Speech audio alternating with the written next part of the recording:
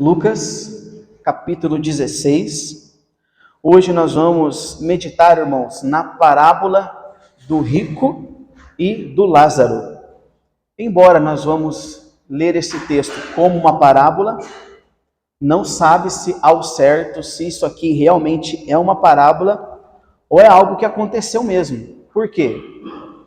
Nós estamos estudando as parábolas e você pôde perceber, irmãos, que Jesus nunca cita nomes nas parábolas. Ele sempre fala um rei, um servo, ele usa elementos, ovelha, enfim. Mas nessa parábola é a única que Jesus ele cita nomes. Então acredita-se aí que pode ser que isso aqui não seja uma parábola, meus irmãos. Mas vamos meditar. Independente disso, esse texto, essa parábola, ele fala o rico e o Lázaro, mas não é apenas sobre bens, sobre pobreza. Não. Essa parábola aqui, esse texto, vai apontar para a realidade do coração de muitas pessoas. Essa passagem. E ela vai nos fazer refletir em algumas coisas. Eu quero pontuar essas coisas com vocês antes da nossa leitura. A primeira reflexão que essa parábola vai trazer: onde está o nosso coração quando a necessidade de alguém passa diante de nós? Onde está o nosso coração?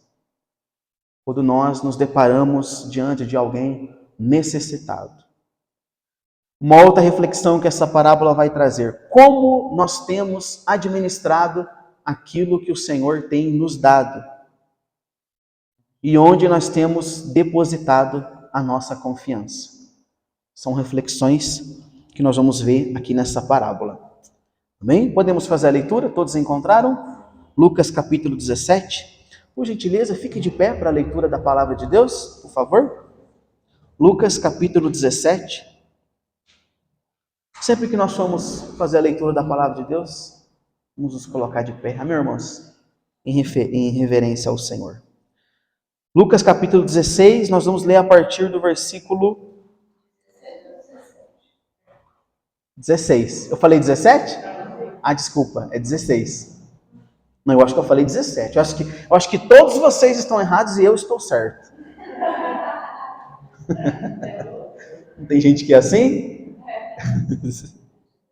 Todo mundo está errado, só ela está certa, né? Vamos lá, Lucas 16, a partir do versículo 19. Ora, havia certo homem rico que se vestia de púrpura e de linho finíssimo, e que se alegrava todos os dias com grande ostentação. Havia também certo mendigo, chamado Lázaro, coberto de feridas, que ficava deitado à porta da casa do rico. Ele desejava alimentar-se das migalhas que caíam da mesa do rico, e até os cães vinham lamber-lhe as feridas. E aconteceu que o mendigo morreu, e foi levado pelos anjos para junto de Abraão. Morreu também o rico, e foi sepultado. No inferno, estando em tormentos, o rico levantou os olhos e viu ao longe Abraão e Lázaro junto a ele. Então, gritando, disse: Pai Abraão, tenha misericórdia de mim, e mande que Lázaro molhe a ponta do dedo em água e me refresque a língua, porque estou atormentado neste fogo. Mas Abraão disse: Filho, lembre-se de que você recebeu os seus bens durante a sua vida, enquanto Lázaro só teve males. Agora, porém, ele está consolado aqui, enquanto você está em tormentos. E além de tudo, há um grande abismo entre nós e vocês, de modo que os que querem passar para aqui até vocês não podem, nem os de lá passar para cá. Então o rico disse: Pai, eu peço que mande Lázaro à minha casa paterna, porque eu tenho 5 irmãos, para que lhes dê testemunho, a fim de que não venham também para este lugar de tormento. Abraão respondeu: Eles têm Moisés e os profetas, ouçam-nos. Mas ele insistiu: Não, pai Abraão, se alguém dentre os mortos for até lá, eles irão se arrepender. Abraão, porém, lhe respondeu: se eles não ouvem Moisés e os profetas, também não se deixarão convencer, mesmo que ressuscite alguém dentre os mortos. Até aqui a leitura da palavra de Deus. Vamos orar? Senhor Jesus, estamos aqui nessa manhã reunidos com muita alegria. Nosso coração se alegra em estar aqui na tua presença com os nossos irmãos. Já tivemos nosso momento de louvor, de adoração, de oração. E agora estamos aqui com a palavra, meu Deus, com as escrituras. E vamos ler a tua palavra. Pedimos que o Senhor nos ajude a compreendê-la, a entender o texto. Pedimos que o Senhor fale aos nossos corações, abra nosso entendimento, ajuda-nos na pequenez da nossa fé, ajuda-nos na nossa incredulidade, ajuda-nos a compreender qual é a tua boa, perfeita e agradável vontade, que revela-se através da palavra, em nome de Jesus. Amém. Amém? Podem sentar, meus irmãos. Queridos, pense comigo. Como seria se você fechasse os olhos nesse plano que nós estamos pela última vez, e aí você acordasse em outro plano, e descobrisse que a mesa que você se sentia seguro, a segurança que você tinha nessa vida, aonde você depositava a sua segurança, a sua garantia, a sua confiança, estava errado. E aí você só descobriu isso depois que você fechou seus olhos pela última vez. Imagina acordar na eternidade e descobrir que a maneira que você viveu aqui e pensou estar certa, não era a maneira certa. Você descobrir que você depositou a sua confiança e a sua esperança na coisa errada. Foi isso que aconteceu com esse rico. Essa parábola vai falar exatamente sobre isso. Um homem que viveu muito bem nessa vida e não tem problema nenhum, irmãos. Não tem problema nenhum viver bem aqui nesse mundo. Amém? Eu acredito que isso é dom de Deus. Mas nós nunca podemos ter como um termômetro, podemos assim dizer, medir a nossa comunhão com Deus, a nossa intimidade com Cristo, usar das coisas dessa vida, das bênçãos materiais, usá-las como um termômetro, se estamos bem ou não com Deus. Vou te explicar melhor. Não podemos acreditar que eu estou bem com Deus só porque as coisas estão indo bem. Só porque a minha conta está recheada, só porque a minha empresa está indo bem, só porque não tem nada de errado acontecendo. Está tudo bem com Deus, olha como é que está a minha vida, está tudo certo. Não. Nós estamos aqui diante de um homem que estava tudo bem com ele. Vivia bem, tinha tudo. Vamos ler aqui que ele ostentava a mesa farta, é ou não é verdade? Mas quando fechou os seus olhos nesse plano e abriu os seus olhos em outro, teve uma grande surpresa. Não estava nada bem. Amém, meus irmãos? Vamos fazer a exposição dos versículos. Versículo 19. Havia certo homem rico, que se vestia de púrpura e de linho finíssimo, e que se alegrava todos os dias com grande ostentação. Havia também certo homem mendigo chamado Lázaro, coberto de feridas, que ficava deitado à porta da casa do rico. Ele desejava alimentar-se das migalhas que caíam da mesa do rico, e até os cães vinham lamber-lhes as feridas. Então aqui o Senhor Jesus nos dá a ilustração de um homem que vivia formosamente, e na sua porta havia um mendigo coberto de chagas. Veja que aqui, irmãos, Jesus ele coloca a riqueza e miséria lado a lado. Uma pessoa que tem tudo, vamos colocar esse tudo entre aspas, uma pessoa que tem tudo e uma pessoa que não tem nada. Agora, veja a situação degradante desse mendigo.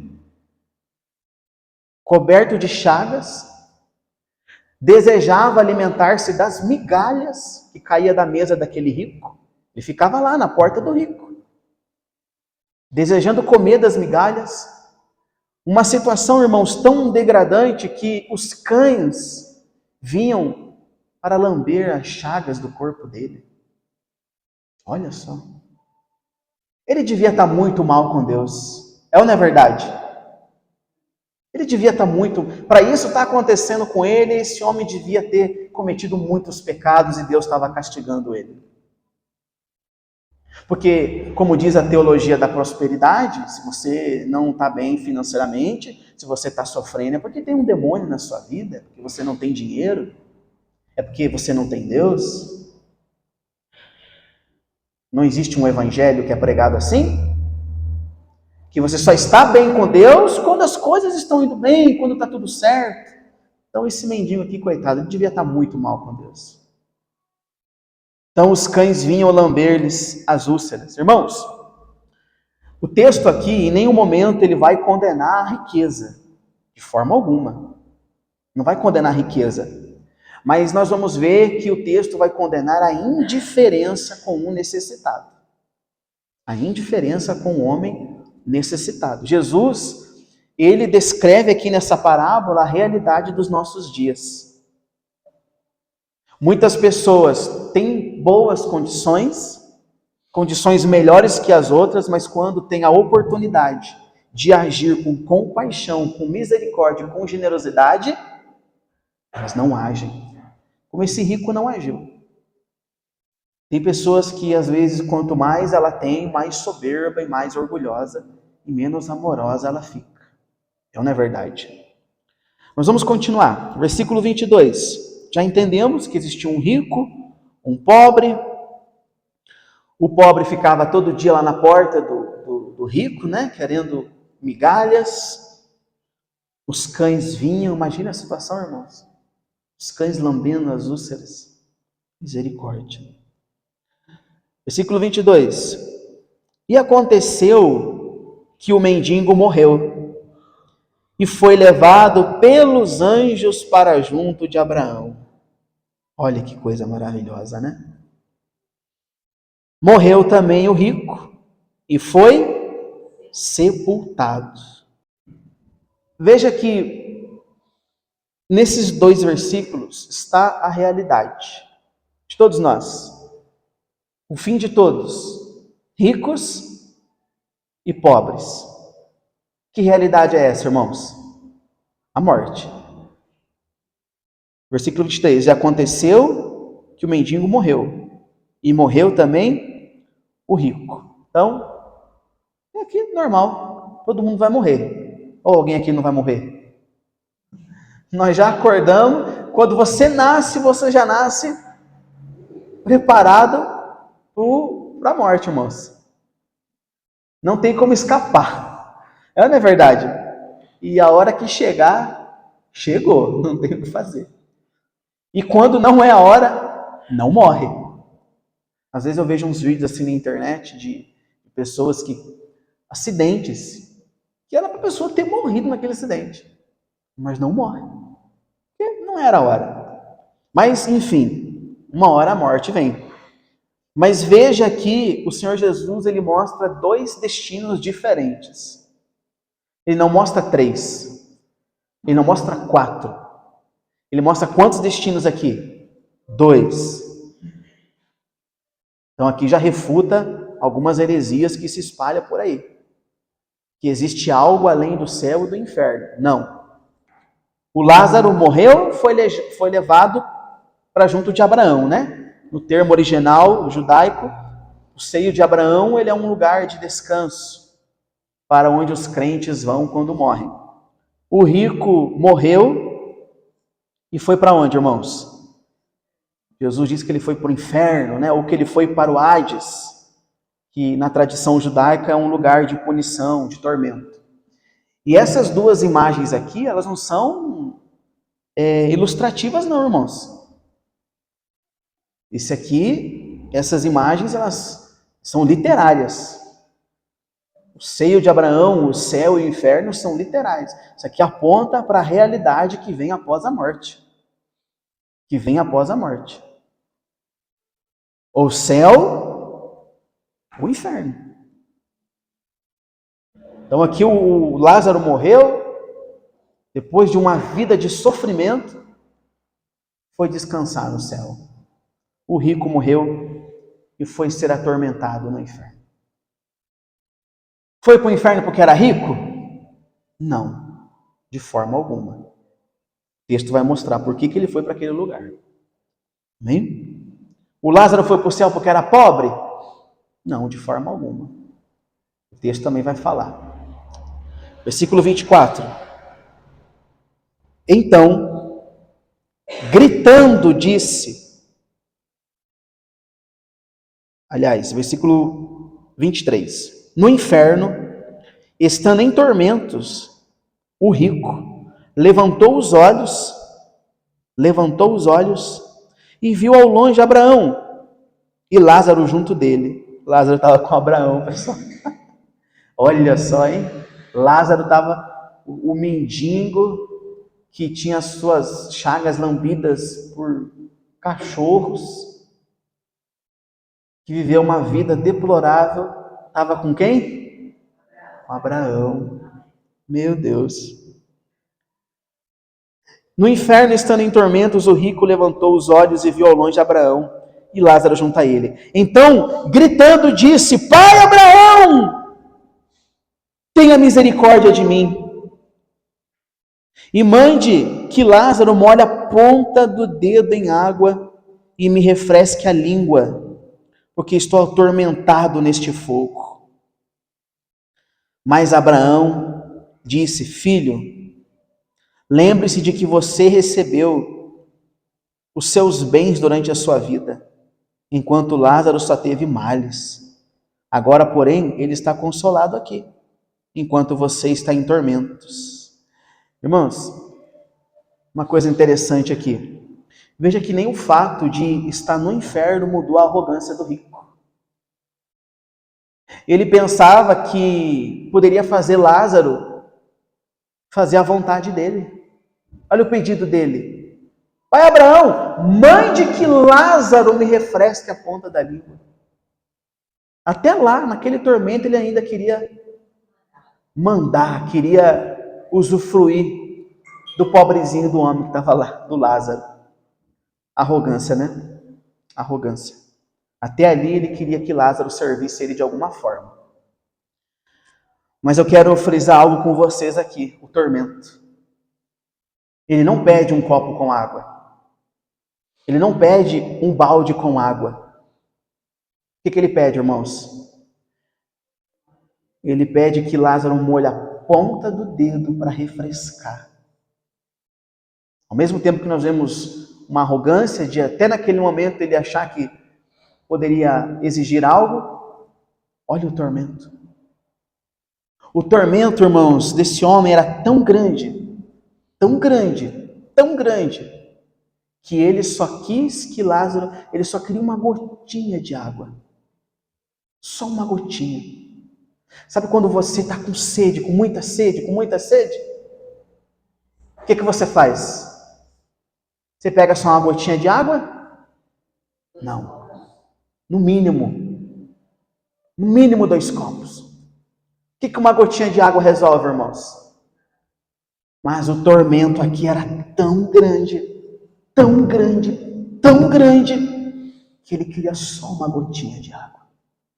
Só isso aqui, ó o que ele pediu, ó. Mande que Lázaro, ó a gotinha. Só, nem cai, só a gotinha. Só uma gotinha de água. Como era terrível o lugar que esse homem estava. Mas por que ele estava ali? Porque em vida, ele colocou a sua segurança nos bens materiais. Dedicou-se sua vida apenas ao que era terreno. Irmãos, lembra que um dia Jesus disse assim: passarão céus e terras, mas as minhas palavras não passarão. E aqui a gente vê isso. O que os nossos veem, o que os nossos olhos veem, não é o que permanece para a eternidade, irmãos. Tudo que os seus olhos veem, perece, vai embora, acaba, irmãos, perde valor, perde valor. Hoje você tem um carro, você que tem carro, quantos carros você já teve? Lembra dos outros carros que você teve? No ano 2000, nos anos 90, nos anos 80. Aqueles carros não têm valor. Acabou. As coisas vão perdendo valor. Hoje você tem um carro bom do ano, mas quando for daqui 10 anos, 15 anos, esse carro vai perder o valor. A sua casa precisa de uma reforma, precisa de uma pintura, porque ela se deteriora. O dinheiro muda, o dinheiro perde valor. Lembra quando com 10 reais você podia fazer muita coisa? Hoje com 10 reais você não faz praticamente nada. Você está vendo? Tudo passa. O que os nossos olhos veem não é o que permanece. Por isso que o nosso foco tem que ser a eternidade, irmãos. Com isso eu não estou dizendo que nós não temos que ter as coisas nessa vida. Não. Temos que ter, trabalhar, conquistar. Mas a nossa segurança não tem que estar nessas coisas. Amém? O nosso foco principal nesse mundo não pode ser essas coisas. Veja que o rico, ele teve tudo nesse mundo. Esse rico teve bênçãos materiais, mas ele não teve o principal, que era o quê? A vida eterna. A vida que esse rico viveu foi focada nos prazeres, no conforto. E esse tipo de vida revelou que ele era alguém que não se encaixou nos padrões do reino. Tinha um mendigo lá na porta da casa dele, suplicando por migalhas, mas ele estava ali ostentando. Oi? Está vendo? Tesouros corruptíveis. Tesouros corruptíveis. Olha para o pastor. As pessoas estão vivendo as suas vidas correndo atrás de tesouros corruptíveis, que a traça e o ferrugem corroem. Mas e o que é incorruptível? E a eternidade? Existe um céu, existe um inferno, gente. Olha Jesus dizendo aqui, o rico morreu e foi para o inferno. Jesus, não existe inferno. Jesus foi o que mais falou de inferno na Bíblia.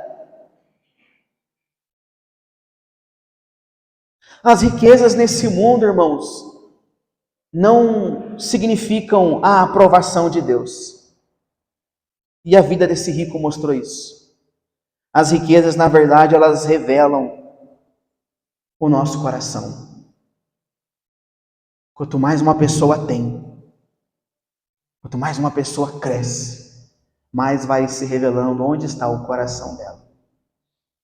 É ou não é verdade?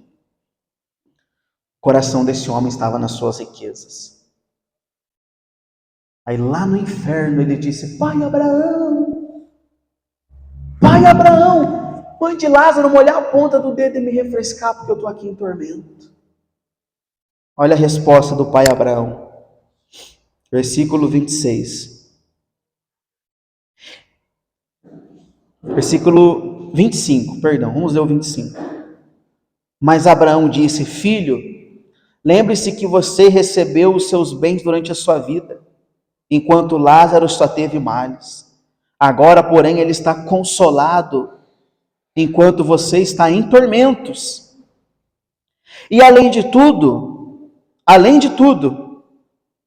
há um grande abismo entre vocês entre nós e vocês. Olha isso, presta atenção nisso, irmãos. Só que quem está falando é Jesus. Você acredita que a palavra de Deus, você acredita que a Bíblia é a palavra de Deus? Acredita mesmo? Olha o que Jesus está dizendo. Existe um grande abismo entre nós e vocês. Quem está, de modo que os que querem passar daqui para vocês, não podem. E nem os de lá passar para cá. Nós temos aqui uma realidade terrível, irmãos. Terrível. Existe um grande abismo. Aqui nós vemos que depois da morte não tem possibilidade de você trocar de lugar. Não existe possibilidade. Jesus está mostrando isso aqui na Bíblia. Por quê que não existe possibilidade de trocar de lugar? Porque existe um grande abismo. Tem um abismo entre quem está lá no descanso e quem está aqui no tormento. Quem está lá não vem para cá. Quem está aqui não vai para lá. Então, se não tem como mudar de lugar depois, o tempo da graça é agora. A hora de se arrepender é agora. Não existe purgatório. Não há um programa de morte, não há um programa pós-morte para uma correção moral. Não, depois que eu morrer, aí depois eu ainda vou ter mais uma oportunidade. Não! Jesus está dizendo que não! Não existe. Está aqui na Bíblia. Eu creio nas Escrituras. Como diz lá em Hebreus, ao homem está sujeito morrer uma única vez, vindo em seguida o juízo. E o juízo é este: ou é a eternidade para quem creu em Cristo, para quem se arrependeu, ou é o tormento eterno. Como nós dissemos, não há um programa pós-morte de correção moral. Não é. Se te ensinaram isso, enganaram você. Existe um abismo.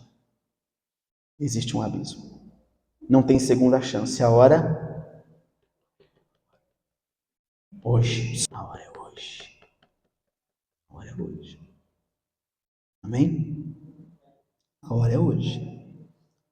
Versículo 27. Então o rico disse: Pai, peço que mande Lázaro à minha casa paterna. Olha o pedido.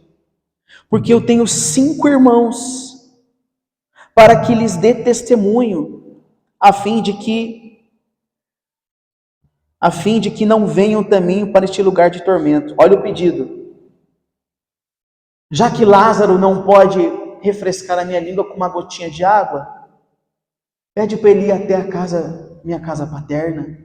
Eu tenho 5 irmãos. Pede para eles lá, para que eles vejam. Eles não venham para esse lugar que eu estou. Olha a resposta. Abraão respondeu: eles têm Moisés, eles têm os profetas, ouçam-nos. Óbvio, eles têm lá quem fale para eles desse lugar aqui. Eles que ouçam quem está falando. Mas ele insistiu: não, pai Abraão, se alguém dentre os mortos for até lá, eles irão se arrepender. Abraão, porém, lhe respondeu: se não ouvem Moisés e os profetas, também não se deixarão convencer, nem mesmo que ressuscite alguém dentre os mortos. Olhe para mim, por favor. Veja que o rico, lá no inferno, ele não queria que os irmãos fossem para lá, ele queria salvar os irmãos. Ele pede que Lázaro seja enviado para adverti-los. E como o pai Abraão responde? Eles têm os Moisés e os profetas. Ele responde com a suficiência das Escrituras. Ele responde com a suficiência da pregação. A pregação dos profetas deveria ser suficiente para eles crerem e não irem para o mesmo lugar que ele estava. Eles têm Moisés e os profetas. Ouça-nos, ou seja, a salvação vem pela pregação e não pelos sinais. Amém, irmãos? Se os seus 5 irmãos que estão lá, 5 ou 4? 5, né? 5 ou 4? Minha casa paterna, porque tenho 5. Se os, Abraão falou assim, se os seus 5 irmãos não crerem nos profetas que estão pregando para eles, tampouco eles vão crer se ressuscitar alguém dentre os mortos. Aí veja que ele insiste, né? Não, pai Abraão, mande, se alguém ressuscitar, eles vão crer. Não, se eles não ouvem os profetas, eles não vão crer ainda que ressuscite alguém dos mortos. Ou seja, se a Escritura não os convencer, se o que os profetas pregam, se o que os profetas falam não os convencer, um sinal do além não vai convencer também. Não vai convencer. Amém, meus irmãos? Então aqui Jesus, ele fala duas coisas importantíssimas. E se você tem uma caneta e um papel, seria até bom você anotar. Primeiro, Jesus aqui reafirma a suficiência e a autoridade das Escrituras. A pregação, as Escrituras são suficientes para salvar a pessoa. Lembra que ele disse? Eles têm os profetas, ouçam-nos. O que os profetas estão falando são suficientes. Então, as Escrituras é suficiente para salvar. E a segunda coisa, ele denuncia a cegueira voluntária. Muitos preferem seguir sinais do que crer apenas na palavra. Crer apenas na palavra. Ela só crê se ela vê um sinal. Não, eu só creio que essa igreja é de Deus se eu ver milagre.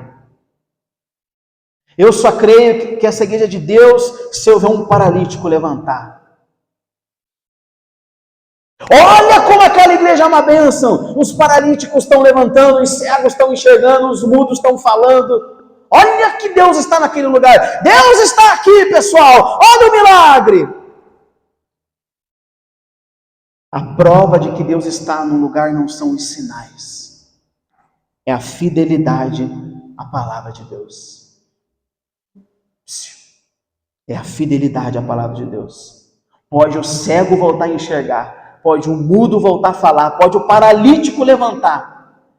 Se o que é pregado vai além do que está nas Escrituras, o Senhor não está naquele lugar. Jesus nos mostra isso aqui. Eles têm que crer nas Escrituras. Eles têm que crer no que Moisés e os profetas estão falando. E não se ressuscitar um morto. E o morto voltar à vida. E falar para eles. Creiam nos profetas. Amém, irmãos? Creiam. Creia na palavra de Deus. Ela é suficiente. Então aqui nós temos uma exortação do Senhor.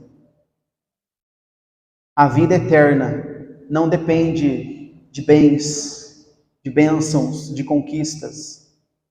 A vida eterna depende de um arrependimento sincero dos nossos pecados. Amém, meus irmãos?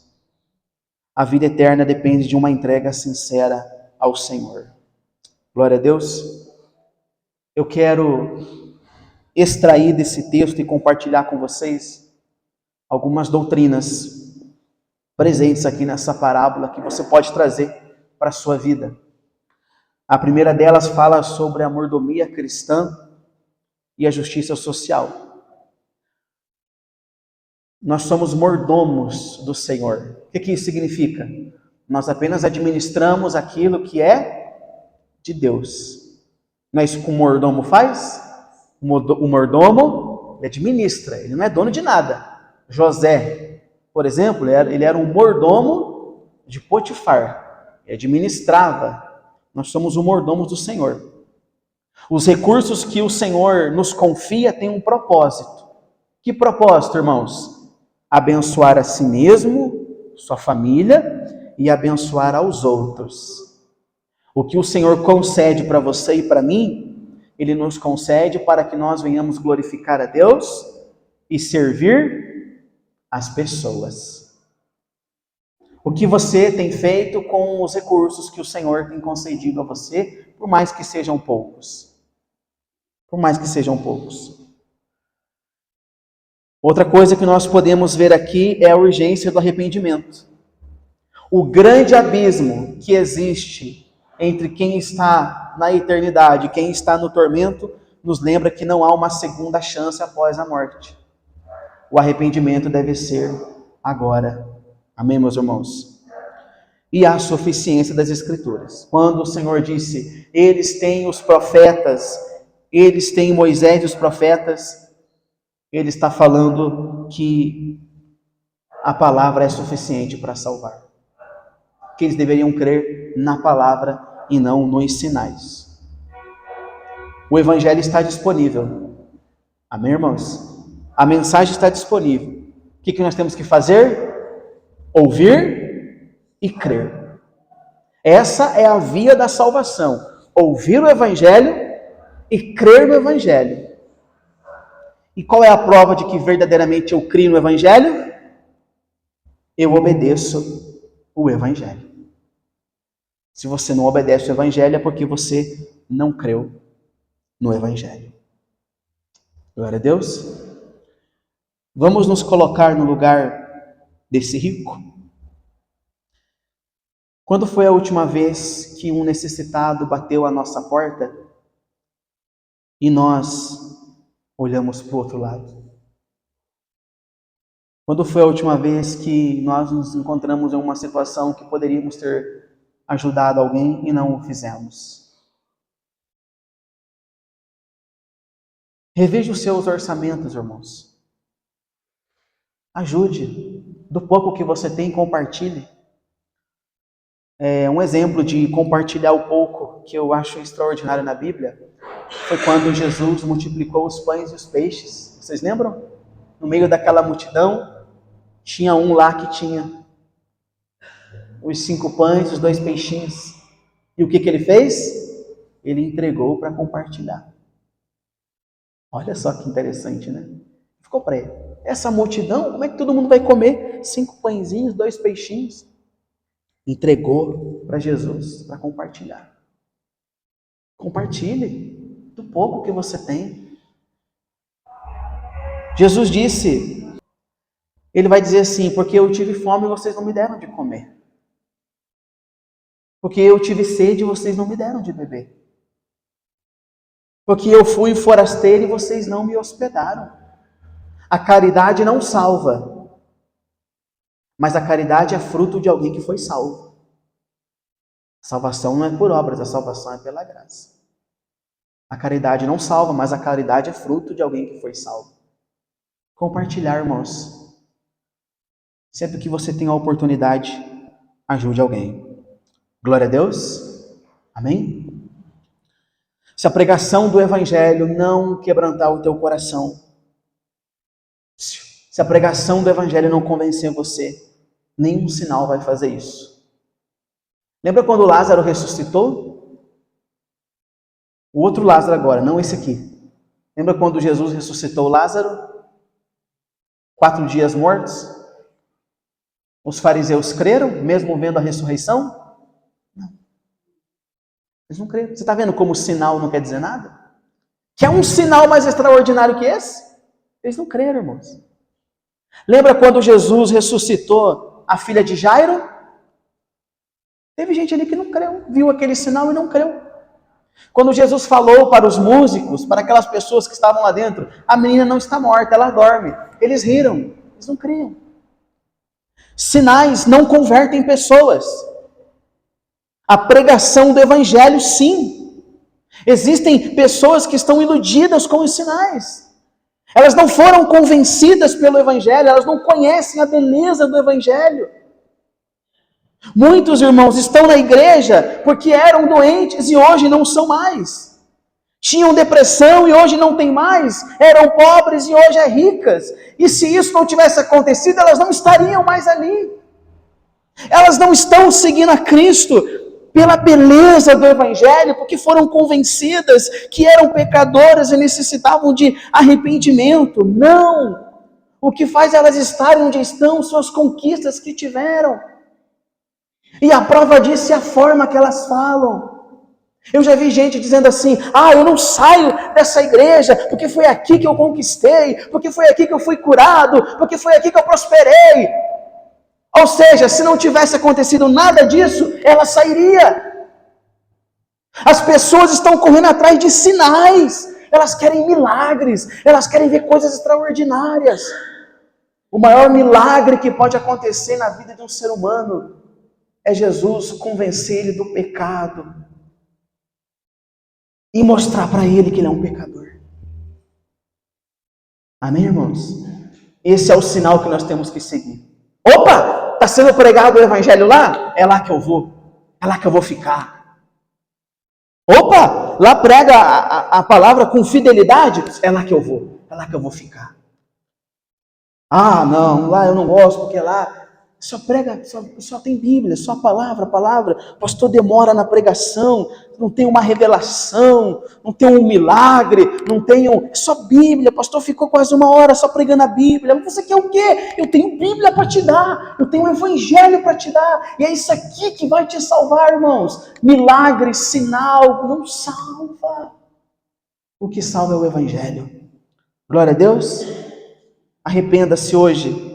Conserte-se hoje. Veja, o rico estava vivo, o Lázaro estava vivo, mas aconteceu que eles morreram. Uma hora vai acontecer que você vai morrer. Pode ser hoje. Ai, misericórdia, pastor. Não, é verdade. Pode ser hoje. Pode ser agora.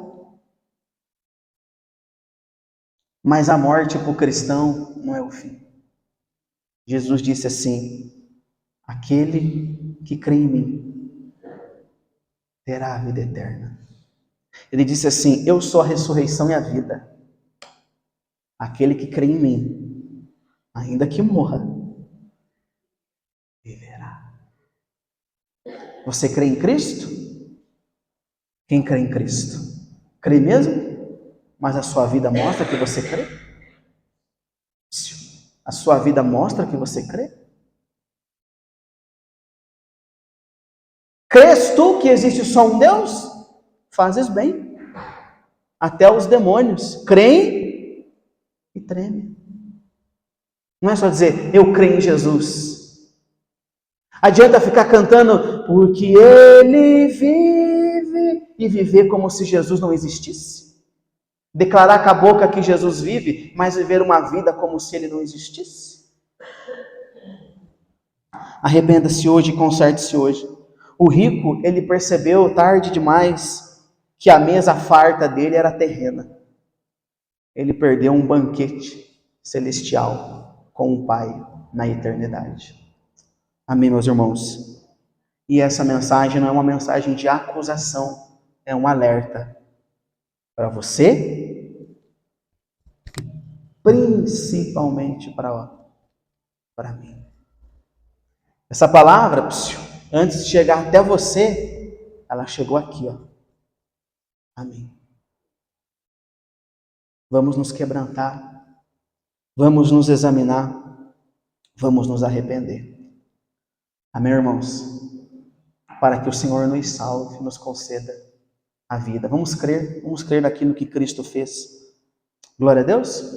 Temos aqui a ceia para trazermos à memória o que Jesus fez por nós e agradecermos por isso e passarmos a viver uma vida de santidade. Mas antes, vamos orar? Sentado mesmo, encurve a sua cabeça, por favor. Senhor Jesus, obrigado, Senhor, por essa mensagem, por essa palavra. Obrigado, Senhor, por essa exortação.